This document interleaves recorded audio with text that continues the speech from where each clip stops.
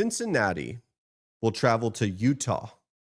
Utah has been a team that has two major national opportunities. What do I mean by that? I just mean games that actually will get the media attention. We think of the game against Texas Tech. Big noon kickoff was there, if my memory is serving me correctly. And we saw what happened against Texas Tech. Backup quarterback comes in. Morden goes to Will Hammond. Will Hammond's getting better as he's going to be out for the season.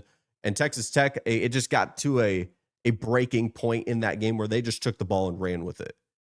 And then Utah just kind of is chugging along. Then we have the Holy War.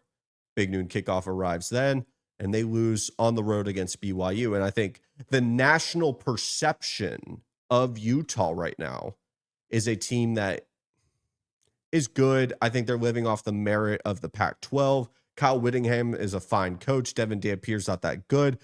Defense is going to be fine, but like nothing special. And if you were to go look at the power ratings, which more details of how maybe a betting market would value what was their rating versus ranking situation, regardless of what their overall record is, you'd be surprised by how high Utah is. There's some power ratings out there that have them above Texas Tech.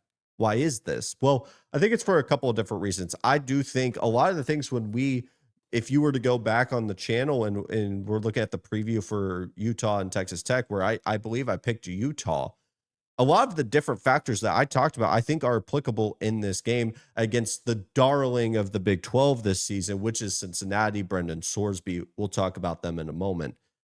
But with Utah on the road, most underrated home environment in the country, there's always a reminder of how good the Utah home environment is. And I think this could be a situation where it's late, it's 9:15 kickoff my time. I believe it's going to be a 10:15 kickoff for them, and Cincinnati's going to be traveling across then. Could be just a late night body type of game for Cincinnati. And you're going into a tough environment. Don't look at the attendance numbers. Look at the actual decibel that is going on the field. It's ridiculous. You have Devin Dampier back at quarterback. Do I think he's just this big playmaker that I thought he potentially could be a plug and play guy? But I do think the continuity with the OC and Dampier plus the offensive line, these are still ingredients that are there that could build up a competent offense. But I really go and look at the defense. And I think the defense is going to run a ton of man coverage. They're one of the best passing defenses in the entire country. And I think in that night environment, that's going to present a lot of challenges for Brendan Sorsby. Brendan Sorsby has become this quarterback darling for a lot of people, especially online. I mean, I've seen him back in first round pick in the NFL draft. We have people online saying that he should be a Heisman candidate. And frankly, if he goes and finds a win on the road against Utah, you probably can put him into these conversations. We're talking 20 passing touchdowns, I believe 1 interception, 7 rushing touchdowns. He has absolutely revived Cincinnati. Cincinnati's been a team that has just continued to rise up the ranks. They play very sound football. They got some interesting weapons on the outside, but it's really the Brendan Sorsby show. And I look back and I think of, what was the last real man coverage team that I can remember in this Cincinnati defense? Because I think, or the Cincinnati offense has faced, because I think this is going to be the most difficult defensive test that they face. You could maybe argue BYU on the road. I understand that. But I think of Nebraska to start the year. Nebraska runs a ton of man coverage, and you saw Sorsby running all over the field, but they were only able to put up 17 points.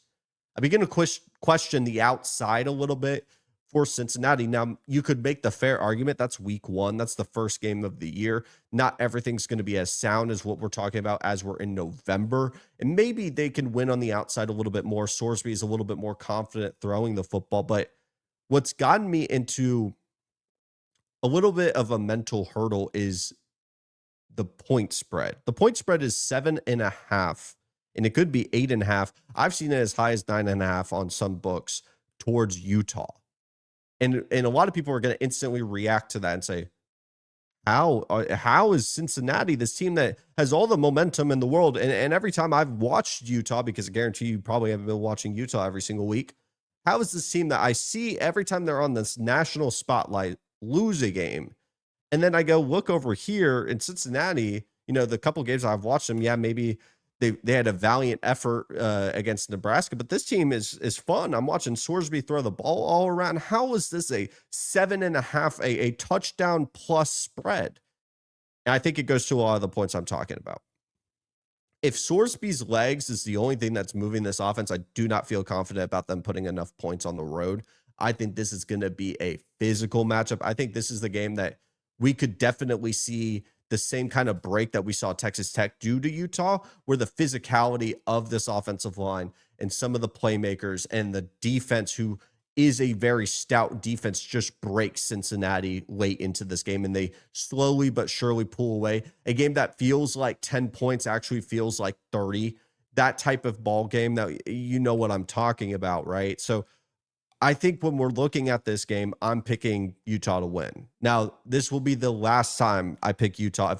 If they lose this game, I'm out on Kyle Whittingham. I'm out on this team. You know, Kyle Whittingham, legendary head coach, like great ball coach. I'm not here to deny that.